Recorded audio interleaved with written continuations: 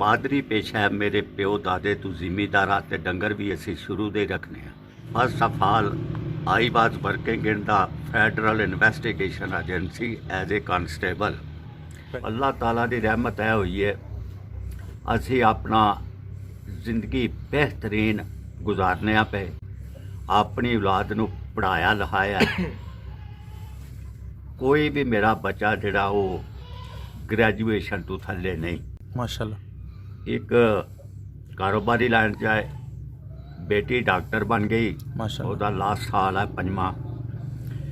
मुंडा एक civil engineer बन रहा है, ਉਹਦਾ 1 साल रह गया। रोज़मर्रा जिंदगी ਜਿਹੜੀ ਹੈ ਸਾਡੀ बड़े आला तरीके ਨਾਲ गुजरती है पई। ਆਪਣੇ ਬੱਚਿਆਂ ਦੀ परवरिश भी सही करने पे ਉਹਨਾਂ ਨੂੰ ਪੜ੍ਹਾਇਆ ਲਿਖਾਇਆ। डॉक्टर ਤੇ इंजीनियर बनना कोई छोटी गल नहीं, बड़ी ਵੱਡੀ ਗੱਲ ਹੈ। तो ਜ਼ਰੂਰੀ ਸਿਰਫ ਇੱਕ ਕੰਮ ਆ, ਮਿਹਨਤ, ਲਾਪਰਵਾਹੀ ਨਹੀਂ। ਮੇਰੇ ਕੋਲ 9 ਮੱਝਾਂ ਨੇ, ਮੇਰੇ ਕੋਲ 15 ਕੁ ਡੰਗਰ ਨੇ ਇਸ ਟਾਈਮ। ਕਮ ਅਜ਼ ਕਮ 15 ਡੰਗਰਾਂ ਤੇ ਮੁਲਾਜ਼ਮ ਦੀ ਤਨਖਾਹ ਪਾ ਕੇ ਤੇ ਕੋਈ 15 ਤੋਂ 20 ਹਜ਼ਾਰ ਰੁਪਇਆ ਪਰ ਮੰਥ। ਮੇਰਾ ਅੱਜ ਕੱਲ੍ਹ ਦੁੱਧ ਜਿਹੜਾ ਪਰ ਮੰਥ ਲੱਖ ਰੁਪਏ ਤੋਂ ਉੱਤੇ 1,10,000 15,000 ਦਾ ਦੁੱਧ ਹੁੰਦਾ। बिस्मिल्लाहिर्रहमानिर्रहीम। अस्सलाम वालेकुम व्यूअर्स, आप देख रहे हैं बिज़नेस इन्फो यूट्यूब चैनल और फेसबुक पेज। नाजरीन, आज की वीडियो बहुत ही अहम है। FIA की नौकरी छोड़कर फार्मिंग करने वाले इन साहब की गुफ्तगू आपके लिए बहुत मुफीद है। क्यों नौकरी छोड़ी और कितने साल से फार्मिंग का बिज़नेस कर रहे हैं, क्या क्या कमाया इन्होंने कैसे अपने बच्चों को पढ़ाया, डॉक्टर इंजीनियर बनाया, ये सारी की सारी तफसीलात आप इनकी ज़ुबानी ख़ुद सुनेंगे। इंतहाई मैच्योर, समझदार और पढ़े लिखे फार्मर हैं। इनका कहना है कि नौकरी को तरजीह ना देकर इन्होंने बहुत बेहतर किया और आज इन्होंने वो सब कुछ हासिल किया जो ये हासिल करना चाहते थे। तो आइए इनकी गुफ्तगू आपको भी सुनाते हैं और आप इनकी गुफ्तगू से ज़रूर फ़ायदा लेंगे। तो चैनल को जल्दी से सब्सक्राइब करिए, साथ में बेल आइकन भी दबा दीजिए। अस्सलाम वालेकुम। वालेकुम सलाम। बुजुर्गो की नाम है तुहाडा? ਮੇਰਾ ਨਾਮ ਮੁਹੰਮਦ ਯੂਸਫ। ਮੁਹੰਮਦ ਯੂਸਫ ਸਾਹਿਬ, ਕਿੰਨੀ ਦੇਰ ਤੋਂ ਮਾਲਦਾਰੀ ਦਾ ਕੰਮ ਕਰ ਰਹੇ ਨੇ? ਮੇਰਾ ਮਾਦਰੀ ਪੇਸ਼ਾ ਹੈ। ਮੇਰੇ ਪਿਓ ਦਾਦੇ ਤੋਂ ਜ਼ਿਮੀਦਾਰਾਂ ਤੇ ਡੰਗਰ ਵੀ ਅਸੀਂ ਸ਼ੁਰੂ ਦੇ ਰੱਖਨੇ ਆ। ਕਿਆ ਡੰਗਰਾਂ ਦੇ ਨਾਲ ਕੋਈ ਹੋਰ ਵੀ ਕਾਰੋਬਾਰ ਕੀਤਾ? ਡੰਗਰਾਂ ਦੇ ਨਾਲ ਸਾਡਾ ਜ਼ਿਮੀਦਾਰਾ ਕੰਮ ਹੈ। ਇੱਥੇ ਜ਼ਮੀਨ ਹੈ ਥੋੜੀ ਜਿਹੀ, ਅੱਲਾਹ ਤਾਲਾ ਨੇ ਦਿੱਤੀ। ਸਹੀ ਹੈ। ਤੇ ਕਿਸੇ ਨੌਕਰੀ ਨੂੰ ਕਿਉਂ ਨਹੀਂ ਤਰਜੀਹ ਦਿੱਤੀ? ਮੈਂ first of all I was working in the federal investigation agency as a constable. Very nice. ਮੈਂ ਦੇਖਿਆ ਪਰ ਮੇਰੀ ਉਹ ਕੰਮ ਰਿਸ਼ਵਤ ਨਾਲ ਚੱਲ ਸਕਦਾ ਸੀ, ਤਨਖਾਹ ਨਾਲ ਨਹੀਂ। ਔਰ ਮੈਂ ਰਿਜ਼ਾਈਨ ਦਿੱਤਾ ਤੇ ਆ ਕੇ ਆਪਣਾ ਮਾਦਰੀ ਪੇਸ਼ਾ ਜਿਹੜਾ ਉਹ ਸੰਭਾਲਿਆ। ਸਹੀ ਹੈ। ਡੰਗਰ ਰੱਖੇ, ਦੁੱਧ ਸੇਲ ਕਰਨੇ ਆ, ਜ਼ਿਮੀਦਾਰੇ 'ਚ ਆਪਣਾ ਫਸਲ ਬੂਟਾ ਵੇਚਣੇ ਆ ਤੇ ਬਿਹਤਰੀਨ ਸਾਡਾ ਕੰਮ ਚੱਲ ਰਿਹਾ। ਜ਼ਿੰਦਾਬਾਦ। ਯਾਨੀ ਤੁਸੀਂ ਇਸ ਕੰਮ ਨੂੰ ਤਰਜੀਹ ਦਿੱਤੀ ਹੈ, ਹਾਂਜੀ। ਨੌਕਰੀ ਨੂੰ ਤਰਜੀਹ ਨਹੀਂ ਦਿੱਤੀ? ਨੌਕਰੀ ਨੂੰ ਤਰਜੀਹ ਹੱਥੋਂ ਨਹੀਂ ਦਿੱਤੀ, ਪਰ ਰਿਸ਼ਵਤ ਲੈਂਦੇ ਤੇ ਕੰਮ ਚੱਲ ਸਕਦਾ ਸੀ, ਇੰਜ ਨਹੀਂ, ਤਨਖਾਹ ਤੇ ਨਹੀਂ। ਰਿਸ਼ਵਤ ਨੂੰ ਛੱਡ ਕੇ, ਉਸ ਕੰਮ ਨੂੰ ਛੱਡ ਕੇ ਆਏ ਤੇ ਅੱਲਾ ਨੇ ਬਰਕਤ ਕਿਹੜੀ ਕਿਹੜੀ ਪਾਈ? ਅੱਲਾਹ ਤਾਲਾ ਦੀ ਰਹਿਮਤ ਹੈ ਹੋਈ ਹੈ, ਅਸੀਂ ਆਪਣਾ ਜ਼ਿੰਦਗੀ ਬਿਹਤਰੀਨ ਗੁਜ਼ਾਰਨੇ ਆ ਪਏ। ਆਪਣੀ ਔਲਾਦ ਨੂੰ ਪੜ੍ਹਾਇਆ ਲਿਖਾਇਆ। ਕੋਈ ਵੀ ਮੇਰਾ ਬੱਚਾ ਜਿਹੜਾ ਉਹ ਗ੍ਰੈਜੂਏਸ਼ਨ ਤੋਂ ਥੱਲੇ ਨਹੀਂ। ਮਾਸ਼ਾਅੱਲਾ। ਇੱਕ ਕਾਰੋਬਾਰੀ ਲਾਈਨ 'ਚ ਹੈ, बेटी डॉक्टर बन गई, ਉਹਦਾ ਲਾਸਟ ਸਾਲ ਹੈ ਪੰਜਵਾਂ। ਮੁੰਡਾ ਇੱਕ ਸਿਵਲ ਇੰਜੀਨੀਅਰ ਬਣ ਰਿਹਾ ਹੈ, ਉਹਦਾ 1 ਸਾਲ ਰਹਿ ਗਿਆ। ਤੇ ਇਸ ਤੋਂ ਉੱਤੇ ਅੱਲਾਹ ਤਾਲਾ ਦਾ ਇਹ ਸਾਰਾ ਕੁਝ ਤੁਸੀਂ ਸ਼ੁਕਰ ਅਦਾ ਕਰੀਏ ਘੱਟ ਹੈ। ਇਹ ਸਾਰਾ ਕੁਝ ਤੁਸੀਂ ਬਫਲੋ ਫਾਰਮਿੰਗ ਤੋਂ ਆਪਣੇ ਜ਼ਿਮੀਦਾਰੇ ਤੋਂ ਕਰ ਰਹੇ। ਠੀਕ ਹੈ, ਨਾਲ ਫਾਰਮਿੰਗ ਤੋਂ ਵੀ? ਜੀ। ਅੱਛਾ ਬਜ਼ੁਰਗੋ, ਇਹ ਦੱਸੋ ਕਿ ਅਗਰ ਕਿਸੇ ਬੰਦੇ ਨੇ ਫਾਰਮਿੰਗ ਕਰਨੀ ਹੈ, ਬਿਲਖਸੂਸ ਡੰਗਰ ਰੱਖਣੇ ਨੇ, ਪਹਿਲਾ ਨੁਕਤਾ ਕੀ ਹੋਣਾ ਚਾਹੀਦਾ ਉਹਦੇ ਵਾਸਤੇ? ਸਭ ਤੋਂ ਜ਼ਰੂਰੀ ਉਹਦੇ ਲਈ ਆਪਣੀ ਜਗ੍ਹਾ ਹੋਣੀ ਚਾਹੀਦੀ ਹੈ। ਇਹ ਮਸਟ ਹੈ, ਜਗ੍ਹਾ ਦਾ ਹੋਣਾ ਸਭ ਤੋਂ ਜ਼ਰੂਰੀ। ਠੀਕ। ਬਾਕੀ ਅਗਰ ਉਹਦੇ ਕੋਲ ਆਪਣਾ ਜ਼ਿਮੀਦਾਰਾ ਨਹੀਂ ਤੇ ਫਿਰ ਹਰ ਚੀਜ਼ ਜਿਹੜੀ ਉਹਨੂੰ ਮੁੱਲ ਲੈਣੇ ਪੈਣੀ ਹੈ, ਚਾਰਾ ਵਗੈਰਾ, ਤੂੜੀ, ਹਰ ਚੀਜ਼ ਵੰਡਾ। ਬਹਰਹਾਲ ਅਗਰ ਕੋਈ ਨੀਅਤ ਕਰਕੇ ਕਰੇ ਤੇ ਉਹਦੇ 'ਚ ਵੀ ਫਾਇਦਾ। सही है। पहला पॉइंट हो गया कि जगह। दूसरा किन नंबर दवोगे? दूसरा जगह ते सख्त मेहनत, नीयत के साथ। ठीक हो गया। एक नौजवान ਇਹ ਕਾਰੋਬਾਰ ਕਰਨਾ ਚਾਹੁੰਦਾ ਹੈ, ਘੱਟ ਤੋਂ ਘੱਟ ਕਿਹੜੇ ਜਾਨਵਰ ਲਏ ਔਰ ਕਿੰਨੇ ਜਾਨਵਰ ਲਏ? वो कम अज कम 4 भैंसा होनियां चाहिए ने, दुध देने वालियां ते दुध का कारोबार भी चंगा है। ठीक है। वो असी 120 रुपए दुध खालस बेच रहे हैं। अच्छा। मिलावट करना बहुत बड़ा गुनाह है, बिल्कुल। तो ਉਹਦੇ ਤੋਂ ਬਚਣਾ ਹੀ ਅੱਛੀ ਗੱਲ ਹੈ। ਤੁਸੀਂ ਮਿਲਾਵਟ ਤੋਂ ਬਗੈਰ ਦੁੱਧ ਵੇਚ ਰਹੇ ਹੋ, ਉਹਦੀ ਬਰਕਤ ਅੱਲਾ ਨੇ ਕੀ ਪਾਈ? ਉਹਦੀ ਬਰਕਤ ਹੈ ਆਪਣੇ ਰੋਜ਼ਮर्रा ਜ਼ਿੰਦਗੀ ਜਿਹੜੀ ਹੈ ਸਾਡੀ ਬੜੇ ਆਲਾ ਤਰੀਕੇ ਨਾਲ ਗੁਜ਼ਰਦੀ ਹੈ ਪਈ। ਆਪਣੇ ਬੱਚਿਆਂ ਦੀ ਪਰਵਰਿਸ਼ ਵੀ ਸਹੀ ਕਰਨਾ ਪਏ, ਉਹਨਾਂ ਨੂੰ ਪੜ੍ਹਾਇਆ ਲਿਖਾਇਆ। ਡਾਕਟਰ ਤੇ ਇੰਜੀਨੀਅਰ ਬਣਨਾ ਕੋਈ ਛੋਟੀ ਗੱਲ ਨਹੀਂ, ਬੜੀ ਵੱਡੀ ਗੱਲ ਹੈ। ਠੀਕ ਹੋ ਗਿਆ। ਯਾਨੀ ਇਹ ਸਿਲਾ ਮਿਲਿਆ। ਨੌਜਵਾਨ ਇਹ ਕਾਰੋਬਾਰ ਕਰਨਾ ਚਾਹੁੰਦਾ, ਜਿਸ ਤਰ੍ਹਾਂ ਤੁਹਾਨੂੰ ਦੱਸਿਆ ਕਿ ਉਹ ਜਾਨਵਰ ਰੱਖੇ, ਉਹ ਕਿਸ ਤਰ੍ਹਾਂ ਨੁਕਸਾਨਾਤ ਕੋਲੋਂ ਬਚ ਸਕਦਾ ਹੈ ਤੁਹਾਡੀ ਨਜ਼ਰ 'ਚ, ਕਿ ਉਹ ਕਿਹੜੇ ਕਿਹੜੇ ਕੰਮ ਨਾ ਕਰੇ? ਯਾਨੀ ਅਗਰ ਉਹ ਡੰਗਰ ਰੱਖਦਾ ਹੈ ਤੇ ਕਿਹੜੇ ਕੰਮ ਕਰੇ, ਔਰ ਕਿਹੜੇ ਤੁਸੀਂ ਦੱਸ ਦਿੱਤੇ ਨੇ ਕਿ ਮਿਹਨਤ ਕਰੇ ਔਰ ਇਮਾਨਦਾਰੀ ਨਾਲ ਕੰਮ ਕਰੇ, ਨੀਅਤ ਨਾਲ ਕੰਮ ਕਰੇ। ਤੇ ਅਗਰ ਉਹ ਜਾਨਵਰ ਰੱਖਦਾ ਹੈ ਤੇ ਕਿਹੜੀ ਨਸਲ ਦੇ ਲਵੇ ਤਾਂ ਅਗਰ ਉਹ ਨੁਕਸਾਨ ਨਾ ਹੋਏ, ਔਰ ਕਿਹੜੀਆਂ ਕਿਹੜੀਆਂ ਬਿਮਾਰੀਆਂ ਲੱਗ ਸਕਦੀਆਂ ਨੁਕਸਾਨ ਨਾ ਹੋਏ? ਉਹਦੀ ਤਾਕਤ ਸਖਤ ਦੇ ਮੁਤਾਬਕ ਹੈ। ਜਿਹੜੀਆਂ ਆਸਟ੍ਰੇਲੀਅਨ ਗਾਈਆਂ ਆ ਰਹੀਆਂ ਨੇ, ਅਗਰ ਉਹ ਲੈ ਸਕਦਾ ਹੈ ਤੇ ਉਹ ਦੁੱਧ ਬਹੁਤ ਜ਼ਿਆਦਾ ਦਿੰਦੀਆਂ ਨੇ। ਉਹ 20 ਤੋਂ 30 ਕਿਲੋ ਤੱਕ ਪਰ ਡੇ। ਠੀਕ ਹੈ।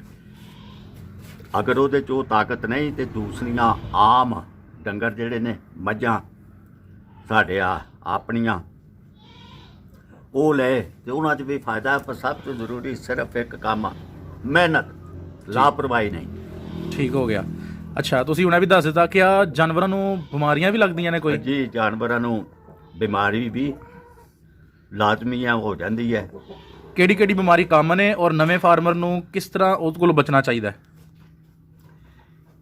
ਇਹ ਅਸੀਂ ਜ਼ਿਮੀਦਾਰਾਂ ਹੋਣ ਦੇ ਨਾਤੇ ਡੰਗਰਾਂ ਨੂੰ ਹਰ 15 ਦਿਨ 'ਚ ਇੱਕ ਦਫਾ, ਅੱਜ ਕੱਲ੍ਹ ਤੇ ਮਸਾਲੇ ਬਣੇ ਵੀ ਦੁਕਾਨਾਂ ਤੋਂ ਮਿਲ ਜਾਂਦੇ ਨੇ, ਤੇ ਨਹੀਂ ਅਗਰ ਉਹ ਨਹੀਂ ਲੈਣਾ ਚਾਹੁੰਦੇ ਤੇ ਆਪਣਾ ਗੁੜ, ਗੰਢੇ, ਇਹ ਚੀਜ਼ਾਂ ਜਿਹੜੀਆਂ ਨੇ ਮਿਲਾ ਕੇ 15 ਦਿਨ 'ਚ ਦੇਣੀਆਂ ਚਾਹੀਦੀਆਂ ਨੇ। ਡੰਗਰ ਤੰਦਰੁਸਤ ਰਹਿੰਦਾ। ਸਹੀ ਹੋ ਗਿਆ। ਕਿੰਨੀ ਵਾਰੀ ਦੇਣੀਆਂ ਚਾਹੀਦੀਆਂ ਨੇ? ਤਕਰੀਬਨ ਕਮ ਅਜ਼ ਕਮ 15 ਦਿਨ 'ਚ ਇੱਕ ਦਫਾ ਜ਼ਰੂਰ ਦੇਣਾ ਚਾਹੀਦਾ। ਮਾਸ਼ਾਅੱਲਾ, ਜ਼ਿੰਦਗੀ ਭਰ ਦਾ ਤਜਰਬਾ ਵੇ। ਕੋਈ ਦੇਸੀ ਇਲਾਜ ਵੀ ਹੋਣਗੇ ਵਗੈਰਾ? ਦੇਸੀ ਇਲਾਜ ਹੈ ਹੀ ਹੈ, ਗੁੜ, ਗੰਢੇ, ਮਿਰਚਾਂ ਪਾ ਕੇ ਉਹਨਾਂ ਨੂੰ ਮੁੱਠੀਆਂ ਬਣਾ ਕੇ ਦਿੱਤੀਆਂ। ਠੀਕ ਹੋ ਗਿਆ। ਹੁਣ ਮਾਸ਼ਾਅੱਲਾ ਤੁਹਾਡੇ ਕੋਲ ਕਿੰਨੇ ਇਸ ਟਾਈਮ ਜਾਨਵਰ ਨੇ? ਮੇਰੇ ਕੋਲ 9 ਮੱਝਾਂ ਨੇ, ਕੋਈ 4-5 ਹੋਰ ਨੇ ਨਾਲ, ਉਹਨਾਂ ਦੇ ਜਾਬ ਵਗੈਰਾ। ਗਾਈਆਂ ਵੀ ਨੇ ਤੇ ਕੁਰਬਾਨੀ ਲਈ ਵੀ ਰੱਖਿਆ ਇੱਕ ਵੈੜਾ ਬੱਚਾ ਜੀ। ਮੇਰੇ ਕੋਲ 15 ਕੁ ਡੰਗਰ ਨੇ ਇਸ ਟਾਈਮ। 15 ਡੰਗਰਾਂ ਤੇ ਤੁਹਾਡਾ ਡੇਲੀ ਦਾ ਕਿੰਨਾ ਕੁ ਖਰਚ ਆ ਜਾਂਦਾ ਹੈ? ਸਾਡਾ ਜ਼ਿਮੀਦਾਰਾ ਹੋਣ ਦੇ ਨਾਤੇ ਚਾਰਾ ਵਗੈਰਾ ਆਪਣਾ ਜੀ, ਉਹਦੇ ਤੇ ਅਸੀਂ ਸਮਝਦੇ ਆਪਾਂ ਬਜਾਈ ਵਗੈਰਾ ਹੀ ਕਰਨੇ ਆ, ਮਸਾਲਾ ਖਾਦ ਪਾਈ ਜੀ, ਤੇ ਉਹ ਸਮਝਦੇ ਅਸੀਂ ਆਪਣੇ ਘਰ ਦਾ ਹੀ ਹੈ ਜੀ। ਮੁੱਲ ਲਈਏ ਤੇ ਉਹ ਤਰ੍ਹਾਂ ਫਿਰ ਕੀਮਤ ਅਦਾ ਕਰਨੀ ਪੈਂਦੀ ਹੈ। ਲੇਕਿਨ ਤੁਹਾਡਾ 15 ਤੇ ਕਿੰਨਾ ਕੁ ਖਰਚ ਆ ਜਾਂਦਾ ਅਪਰੋਕਸੀਮੇਟਲੀ? ਸਾਡਾ ਚਾਰੇ ਵਾਲਾ ਜਿਹੜਾ ਮਾਮਲਾ ਉਹ ਅਸੀਂ ਸਮਝਦੇ ਸਾਡਾ ਆਪਣਾ ਹੈ। ਜੀ, ਉਹਦੇ ਤੇ ਖਰਚਾ ਕੋਈ ਨਹੀਂ। ਤੂੜੀ ਵੰਡਾ ਵਗੈਰਾ ਹੋਰ ਕੋਈ? ਤੂੜੀ ਵੀ ਸਾਡੀ ਆਪਣੀ। ਜੀ। ਤੇ ਉਹਨਾਂ ਨੂੰ ਵੰਡਾ ਪਾਉਣ ਲਈ ਖਾਲ ਵੰਡਾ ਉਹ ਆਪਣੀ ਤਾਕਤ ਸਕਤ ਦੇ ਮੁਤਾਬਕ ਜਿੰਨਾ ਮਰਜ਼ੀ ਪਾਓ। ਯਾਨੀ ਕੋਈ ਅੰਦਾਜ਼ਾ ਦੱਸੋ ਕਿ ਇੰਨਾ ਕੁ ਖਰਚ ਆ ਰਿਹਾ 15 ਤੇ? 15 ਤੇ ਸਾਡਾ ਜੀ। ਅਗਰ ਮੁਲਾਜ਼ਮ ਵੀ ਹੋਏ ਨਾਲ, ਬਿਜਲੀ ਦਾ ਬਿੱਲ, ਸਾਰਾ ਡੇਰਾਦਾਰੀ, ਅੱਗੇ ਪਿੱਛੇ ਕਿੰਨਾ ਕੁ ਖਰਚਾ ਆ ਜਾਂਦਾ? ਬਿਮਾਰੀਆਂ ਦੇ ਵਿੱਚ ਲਾ ਲਓ। ਕਮ ਅਜ਼ ਕਮ 15 ਡੰਗਰਾਂ ਤੇ ਮੁਲਾਜ਼ਮ ਦੀ ਤਨਖਾਹ ਪਾ ਕੇ ਤੇ ਕੋਈ 15 ਤੋਂ 20 ਹਜ਼ਾਰ ਰੁਪਇਆ ਪਰ ਮੰਥ। ਠੀਕ ਹੈ। ਯਾਨੀ ਅਗਰ ਜਗ੍ਹਾ ਆਪਣੀ ਹੈ, ਸਭ ਕੁਝ ਤੂੜੀ ਆਪਣੀ ਹੈ, ਪੱਠੇ ਆਪਣੇ ਨੇ ਜੀ, ਤੇ 15,000 ਰੁਪਇਆ 15 ਤੋਂ 20 ਤੱਕ ਖਰਚਾ ਆ ਜਾਂਦਾ। ਠੀਕ ਹੋ ਗਿਆ। 15 ਤੋਂ 20 ਹਜ਼ਾਰ ਲਾ ਕੇ ਤੁਸੀਂ ਇਹਨਾਂ ਕੋਲ ਲੈਂਦੇ ਕੀ ਹੋ? ਮੇਰਾ ਅੱਜ ਕੱਲ੍ਹ ਦੁੱਧ ਜਿਹੜਾ ਪਰ ਮੰਥ ਲੱਖ ਰੁਪਏ ਤੋਂ ਉੱਤੇ 1,10,000 15,000 ਦਾ ਦੁੱਧ ਹੁੰਦਾ। ਮਾਸ਼ਾਅੱਲਾ। ਉਹ ਕਿਸ ਤਰ੍ਹਾਂ? 120 ਰੁਪਏ ਕਿਲੋ ਦਿੰਨੇ ਆ ਜੀ ਜੀ ਤੇ ਤਕਰੀਬਨ ਮਨ ਕਰੋ ਦਾ ਦੇ ਛੱਡਨੇ ਆ। ਠੀਕ ਹੋ ਗਿਆ। ਯਾਨੀ ਮਾਸ਼ਾਅੱਲਾ ਤੁਹਾਡੀ ਐਵਰੇਜ ਤੇ ਬਹੁਤ ਜ਼ਬਰਦਸਤ ਹੈ। 32 ਕਿਲੋ ਦੁੱਧ ਡੇਲੀ ਅਸੀਂ ਦੇ ਰਹੇ ਆ ਆਪਣੇ ਘਰ ਦੇ ਉਸ ਦੁੱਧ ਨੂੰ ਛੱਡ ਕੇ ਜਿਹੜਾ ਘਰ ਇਸਤੇਮਾਲ ਹੁੰਦਾ ਹੈ, 32 ਕਿਲੋ ਡੇਲੀ 120 ਰੁਪਏ ਦੇ ਹਿਸਾਬ ਠੀਕ ਹੋ ਗਿਆ। ਉਹ ਲੱਖ ਰੁਪਏ ਤੋਂ ਉੱਤੇ ਬਣ ਜਾਂਦਾ। ਯਾਨੀ ਤੁਸੀਂ 20-25 ਹਜ਼ਾਰ ਰੁਪਏ ਲਗਾ ਕੇ ਜਾਂ 15 ਤੋਂ 20 ਹਜ਼ਾਰ ਲਗਾ ਕੇ ਹਾਂ ਤੇ ਮਾਸ਼ਾਅੱਲਾ 1 ਲੱਖ ਰੁਪਏ ਦੀ ਤੁਸੀਂ ਅਰਨਿੰਗ ਕਰ ਰਹੇ ਹੋ। ਜੀ ਜੀ। ਯਾਨੀ ਅਗਰ ਇਹ ਹਿਸਾਬ ਲਾਈਏ ਤਾਂ ਫਿਰ 100 ਰੁਪਏ ਚੋਂ 80 ਰੁਪਏ ਯਾਨੀ 80% ਮਾਸ਼ਾਅੱਲਾ ਤੁਹਾਡੀ ਇਸ ਟਾਈਮ ਬਚਤ ਹੈ। ਜੀ ਜੀ। ਸਰ ਇਹ ਕਿਸ ਤਰ੍ਹਾਂ ਤੁਸੀਂ ਮੁਮਕਿਨ ਕਰ ਸਕੇ ਹੋ? ਕਿਉਂਕਿ ਬਹੁਤ ਸਾਰੇ ਫਾਰਮਰ ਹਜ਼ਰਾਤ ਕਹਿੰਦੇ ਨੇ ਕਿ ਸਿਰਫ ਸਾਨੂੰ 50% ਫਾਇਦਾ ਮਿਲਦਾ ਹੈ, ਕੁਛ ਅੱਜ ਕੱਲ੍ਹ ਸਰਦੀਆਂ 'ਚ ਰੋਂਦੇ ਵੀ ਨੇ ਕਿ ਸਾਨੂੰ ਤੇ ਪੂਰਾ ਹੋ ਰਿਹਾ। ਤੁਸੀਂ ਇਹ ਜਰਾ ਵੰਡ ਦੱਸੋ ਤਾਂ ਕਿ ਕੋਈ ਬੰਦਾ ਨਵਾਂ ਅਗਰ ਇਸ ਕਾਰੋਬਾਰ 'ਚ ਆਏ ਤੁਹਾਡੀ ਇਸ ਵੰਡ ਤੋਂ ਫਾਇਦਾ ਲੇ। ਕਿਸ ਤਰ੍ਹਾਂ ਤੁਸੀਂ ਮੈਨੇਜ ਕੀਤਾ ਘੱਟ ਤੋਂ ਘੱਟ ਖਰਚੇ 'ਚ? ਇੱਕ ਤੇ ਤੁਹਾਡੇ ਪੱਠੇ ਆਪਣੇ ਹੋ ਗਏ ਜੀ, ਇੱਕ ਤੁਸੀਂ ਵੰਡਾ ਜਿਹੜਾ ਵੇ ਉਹ ਆਪਣਾ ਪਾ ਰਹੇ ਹੋ ਉਹਨਾਂ ਨੂੰ ਜਿਹੜਾ ਤੁਸੀਂ ਦੱਸਿਆ। ਹਾਂ। ਮੈਂ ਪੁੱਛਣਾ ਚਾਹ ਰਿਹਾ ਕਿ ਵੰਡਾ ਤੁਸੀਂ ਕਿੰਨੀ ਮਿਕਦਾਰ 'ਚ ਪਾ ਰਹੇ ਹੋ ਔਰ ਮੱਝਾਂ ਤੁਹਾਡੀ ਕਿਹੜੀ ਨਸਲ ਦੀਆਂ ਨੇ ਔਰ ਉਹਨਾਂ ਦੀ ਕਿਸ ਤਰ੍ਹਾਂ ਸੇਵਾ ਕਰਦੇ ਹੋ ਕਿ ਇੰਨਾ ਦੁੱਧ ਮਿਲ ਜਾਂਦਾ?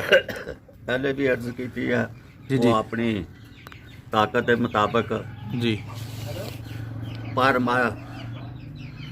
ਮੱਝ ਇੱਕ ਤਕਰੀਬਨ ਅਸੀਂ ਕੋਈ 2 ਕਿਲੋ ਜ਼ਿਆਦਾ ਤੋਂ ਜ਼ਿਆਦਾ ਵੰਡੇ ਵਿੱਚ ਤੁਸੀਂ ਕੀ ਪਾ ਰਹੇ ਹੋ? ਅਸੀਂ ਖਲ ਚੋਕਰ ਕਰਾ ਠੀਕ ਹੈ ਖਲ, ਰੋਟੀਆਂ ਨਹੀਂ? ਚੋਕਰ, ਕਰਾ ਠੀਕ ਹੈ। ਅਗਰ ਇੱਕ ਮੱਝ ਰੋਟੀਆਂ- ਨੂੰ ਕਿਸ ਮਿਕਦਾਰ ਚ ਪਾ ਰਹੇ ਹੋ ਤੁਸੀਂ? ਇਹ ਇੱਕ ਮੱਝ ਨੂੰ ਕਿੰਨਾ ਪਾ ਰਹੇ ਹੋ? ਜ਼ਿਆਦਾ ਤੋਂ ਜ਼ਿਆਦਾ 2 ਕਿਲੋ ਠੀਕ ਹੈ। ਕਰਾ ਜਿਹੜਾ ਹੈ ਉਹ ਕਿੰਨਾ ਪਾ ਰਹੇ ਹੋ? ਬਸ ਉਹ ਲਾ ਕੇ ਖਲ ਅੱਛਾ, ਮਤਲਬ ਕਿ ਸਾਰੀਆਂ ਜਿਹੜੀਆਂ ਖਲਾਂ ਨੇ ਉਹਨਾਂ ਦਾ ਵਜ਼ਨ 2 ਕਿਲੋ ਹੋਣਾ ਚਾਹੀਦਾ। ਕਰਾ ਚੋਕਰ ਪਰ ਮੱਝ 2 ਕਿਲੋ। ਸਹੀ। ਤੇ ਤੁਹਾਡੇ ਫਾਰਮ ਤੇ ਇੱਥੇ ਮੱਝਾਂ ਕਿਹੜੀ ਨਸਲ ਦੀਆਂ ਨੇ? ਨੀਲੀ ਬਾਰ ਦੀਆਂ ਨੇ ਜਾਂ ਇੱਥੋਂ ਮੰਡੀਆਂ ਚ ਨਹੀਂ, ਨੇ? ਉਕਾੜਾ ਸਾਹੀਵਾਲ ਤੋਂ ਦੇ ਜਿਹੜੀਆਂ ਅੱਡੇ ਚਾਂਦੀਆਂ ਨੇ ਉਹ ਲਈ। ਇਹ ਉੱਥੇ ਜਾ ਕੇ ਲਈਆਂ ਨੇ ਜਾਂ ਇੱਥੋਂ ਹੀ ਲੈ ਨਹੀਂ, ਲਈਆਂ? ਇੱਥੋਂ ਅੱਡਿਆਂ ਤੋਂ ਲਈ। ਇੱਥੋਂ ਮਹਿੰਗੀਆਂ ਮਿਲੀਆਂ ਜਾਂ ਸਹੀ ਰੇਟ ਤੇ ਮਿਲ ਗਈਆਂ? ਇੱਥੋਂ ਤਕਰੀਬਨ ਬਨਿਸਬਤ ਉਕਾੜਾ ਸਾਹੀਵਾਲ ਥੋੜੀਆਂ ਜਿਹੀਆਂ ਮਹਿੰਗੀਆਂ ਮਿਲ ਗਈਆਂ। ਮਹਿੰਗੀਆਂ ਮਿਲ ਠੀਕ ਹੈ। ਇੱਕ ਮੱਝ ਕਿੰਨੇ ਦੀ ਪੈ ਗਈ ਤੁਹਾਨੂੰ? ਗਈਆਂ। ਅਸੀਂ ਇਹ ਹਾਊਸ ਜਿਹੜੀ ਆ 2 ਲੱਖ ਚ ਮੱਝ, ਹੁਣ ਮੈਂ 2 ਤਾਜ਼ਾ ਲਿਆਇਆ। ਇੱਕ 2 ਲੱਖ 20 ਹਜ਼ਾਰ ਸੀ, ਇੱਕ 2 ਲੱਖ 30 ਹਜ਼ਾਰ ਸੀ। ਤੇ ਇਹ ਜਿਹੜੀਆਂ ਹੁਣ ਨਵੀਆਂ ਮੱਝਾਂ ਲਈਆਂ ਨੇ ਇਹ ਐਵਰੇਜ ਕੀ ਕਿੰਨਾ ਦੁੱਧ ਇਹਨਾਂ ਕਰਦੀਆਂ ਦਾ ਐਵਰੇਜ ਦੁੱਧ ਜਿਹੜਾ ਨਾ ਉਹਨਾਂ ਦੇ ਆ ਕੱਟਿਆਂ ਨੂੰ ਛੱਡ ਕੇ 10 ਕਿਲੋ ਦੁੱਧ ਨੇ? ਠੀਕ ਹੈ। ਦੋਵਾਂ ਟਾਈਮਾਂ ਦਾ? ਨਾ ਆਦੂ ਆਟਾ ਠੀਕ ਹੈ। ਸਹੀ ਹੋ ਗਿਆ। ਅੱਛਾ ਬਜ਼ੁਰਗੋ, ਬੜੀਆਂ ਤੁਸੀਂ ਮਾਸ਼ਾਅੱਲਾ ਮੁਫੀਦ ਗੱਲਾਂ ਦੱਸੀਆਂ ਨੇ। ਮੱਝਾਂ ਦੀਆਂ ਤੁਸੀਂ ਨਸਲਾਂ ਵੀ ਦੱਸ ਦਿੱਤੀਆਂ ਨੇ, ਆਊਟਪੁੱਟ ਵੀ ਦੱਸ ਦਿੱਤਾ ਹੈ।